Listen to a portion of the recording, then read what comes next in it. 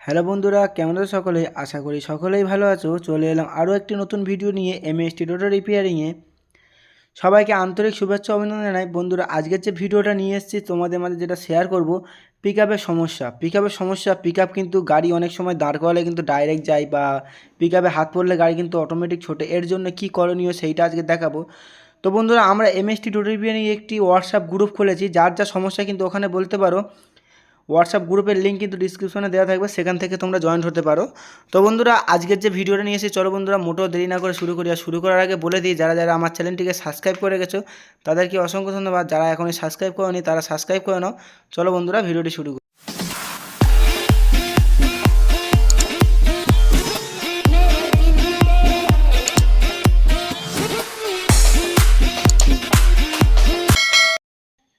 তো বন্ধুরা, চলে এলাম ভিডিওতে। আমরা কিন্তু সবার প্রথমে প্রবলেমটা দেখিয়ে দিই। দেখো বন্ধুরা, আমরা কিন্তু পিকআপে হাত দিতেই গাড়িটা কিন্তু ডাইরেক্ট অটোমেটিকলি যাচ্ছে। অবশ্যই মিটার দিকে ফলো রাখবে, এবং আমরা হাত দেবো কিন্তু গাড়িটা কিন্তু অটোমেটিক ডাইরেক্ট যাবে। এর জন্য কি করণীয়, কি করতে হবে সেটা কিন্তু এই ভিডিওর মাধ্যমে বলবো। তো এটা কিন্তু আমাদের কিন্তু এখানে কিন্তু আমাদের তারের কোনো ফল্ট নেই, ফল্ট কিন্তু পিকআপটার। তো এর জন্য করণীয় হলো পিকআপটা চেঞ্জ করতে হবে।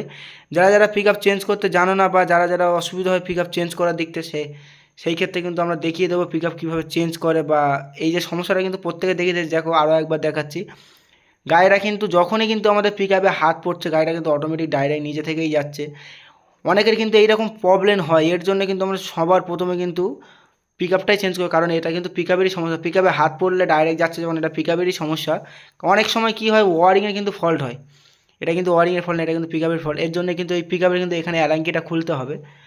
তো বন্ধুরা, এই প্রবলেমটা কিন্তু ওয়ারিংয়ের ফল্ট হয় অনেক সময়, কিন্তু সে ওয়ারিংয়ের ফল্ট আলাদা। সেটা কিন্তু ওয়ারিংয়ে হাত পড়লে কিন্তু ডাইরেক্ট যায়, পিকআপে হাত পড়লে ডাইরেক্ট যায় না। তো বন্ধুরা, কিন্তু আমরা কিন্তু এখানে ওর পরিবর্তে এই পিকআপটা লাগাবো। তো পিকআপটা কীভাবে লাগাবো মনোযোগ সহকারে দেখতে থাকো।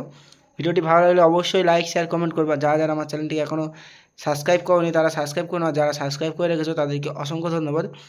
তো আমাদের প্রায় গাড়িতে, কিছু কিছু গাড়িতে পিকআপ চেঞ্জ করতে গেলে কিন্তু আমাদের কিন্তু হেডলাইটটা খোলা প্রয়োজন হয়। আমরা কিন্তু হেডলাইটটা খুলে নেবো। দু সাইডের স্ক্রু আছে, দেখতে পাচ্ছ বন্ধুরা, এরকম দু সাইডে স্ক্রু থাকবে। দু সাইডের স্ক্রুটা কিন্তু আমরা খুলে নেবো। নেওয়ার পরে কিন্তু আমাদের পিকআপের দুটো জ্যাক থাকবে। আমরা কিন্তু অবশ্যই ওয়ারিং থেকে না চিনতে পারলে আমরা কিন্তু পিকআপের তারটা ধরে এসে নিচের দিকে দেখবো, ও হেডলাইটের ভিতরে দেখবো। দেখতে পাচ্ছ বন্ধুরা, আমরা পিকআপের তারটাই ধরেছি। যার যার অসুবিধা আছে পিকআপের তারটা ধরে দেখবে কোন জ্যাকের সঙ্গে আছে।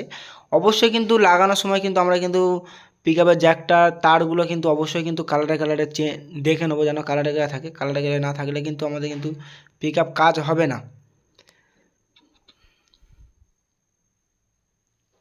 তো বন্ধুরা, এবার আমরা কিন্তু পিকআপটা আলাদা করে এলাঙ্কি দিয়ে খুলে নিয়েছি। এবার আমরা অন্য পিকআপ এখানে চেঞ্জ করব।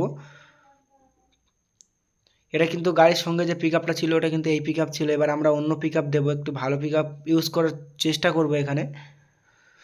তো দেখো বন্ধুরা, আমরা কিন্তু তারের দিকে আগে ভালো করে, অনেক কোম্পানি আছে তার ঘুরিয়ে ফিরিয়ে লাগানো থাকে। তো আমরা কিন্তু তারটা কিন্তু অবশ্যই কিন্তু দেখে নেবো এইরকমভাবে। এবার আমরা এলাঙ্কির মাধ্যমে কিন্তু এটা কিন্তু লাগিয়ে নেব।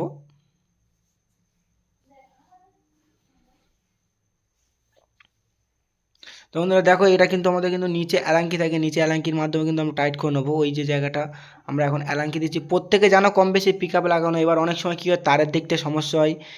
কালারে কালারে কিন্তু অবশ্যই দিতে হবে আমাদের। লাল, কালো, সবুজ, কিন্তু এই তিনটে কালার পুরো ম্যাচিং থাকতে হবে, না যেন ঘুরে যায়। ঘুরে থাকলে কিন্তু পিকআপ নেবে না। তো আমাদের যেভাবে পিকআপটা ডাইরেক্ট হচ্ছিলো, অবশ্যই প্রত্যেকে বুঝতে পারছো, পিকআপে হাত দিলে কিন্তু আমাদের ডাইরেক্ট হচ্ছিলো। এর কারণে কিন্তু আমাদের পিকআপ খারাপ। পিকআপ কিন্তু রিপেয়ারিং করা যায় না। অনেকজন বলে রিপেয়ারিং করে দিই, কিন্তু এক দু দিনের ভিতরে আমার সমস্যা হয়।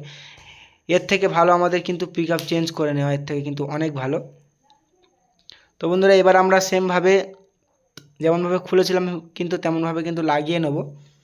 ভিডিওটি কেমন হলো অবশ্যই কমেন্টের মাধ্যমে জানাবে। আর আরও একবার বলে দিই, আমাদের হোয়াটসঅ্যাপ গ্রুপ খোলা হয়েছে। যার যা সমস্যা কিন্তু হোয়াটসঅ্যাপে এসে কিন্তু শেয়ার করতে পারো। যার যা সমস্যা অবশ্যই হোয়াটসঅ্যাপের মাধ্যমে সলভ করা হবে। তো বন্ধুরা, ভিডিওটি কেমন হলো অবশ্যই কমেন্টের মাধ্যমে। আর হোয়াটসঅ্যাপ গ্রুপ লিঙ্ক কিন্তু আমাদের ডিসক্রিপশনে দেওয়া থাকবে, সেখান থেকে তোমরা জয়েন্ট হবে। তো আমরা এখানে পিকআপ জ্যাকটা কিন্তু ভালোভাবে সাবধানতার সাথে লাগাবো, তাড়াহুড়ো না করবো এখানে। তাড়াহুড়ো কিন্তু করবো না, কারণ ইলেকট্রিকের ব্যাপারে একটু সাবধানের সাথে কাজ করাই ভালো। তো বন্ধুরা, আমরা কিন্তু এখানে কিন্তু লাগানো কমপ্লিট হয়ে গেছে। এবার আমরা গাড়িটা চালিয়ে চেক করে দেখবো, তার আগে কিন্তু আমরা হেডলাইটটা লাগিয়ে কমপ্লিট করে দেবো। তো বন্ধুরা, আমাদের কিন্তু পিকআপের জায়গা এখানে লাগানো কমপ্লিট হয়ে গেছে।